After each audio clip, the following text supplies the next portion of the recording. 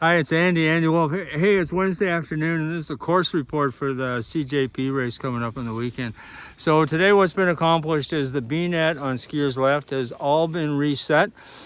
There are 2 nets required to cover up gap sections, one at the top and one at just above waterfall. Tomorrow, all the net on skiers right, all the red net has to come in 1/2 meter. I know some of the folks did that the other day, but it's got to come in again all the way down. So the red and the yellow has to be reset.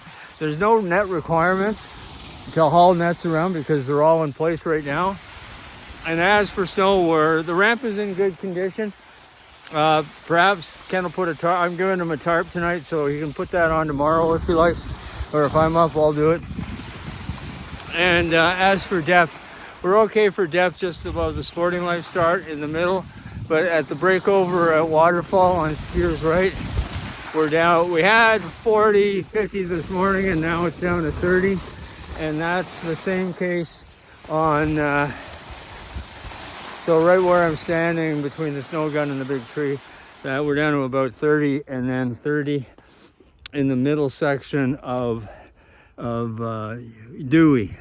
That's the only place where we're like, that's it, the whole course report. So redress the net on the right, add the 2 sections in on the left, and Ken's talking to Hervé about pushing snow and then preserving the ramp somehow. Ken has an idea of putting a little canopy over top so the tarp isn't right on the snow to allow it to breathe, but just to keep the sun off of it and any rain that comes in, if it does on Friday. In the meantime, Ken and Vincent are moving a lot of salt up to the top this afternoon. I think he said 20 bags. That's how much we have on Dewey. Drill, Ken. That's it. That's no more than 30. So the reason we're resetting everything on skiers right, even you guys dressed it up just at the tail end of last week, the exothermic reaction from the sun is quite warm today, and it's going to be warm tomorrow. Then of course with the rain coming, we have to get reinserted so it's in firm.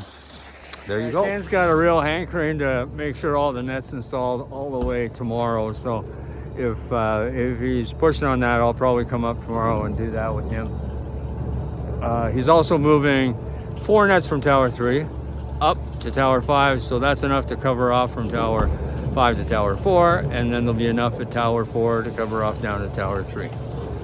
There you go. Anything else, just send me a text. So over to you, Jamie. If you punch the button on the left of the screen, that'll route you through. It's a hot link to my GoFundMe page to fund. Heck, I want to go to Dominican Republic. That would be nice.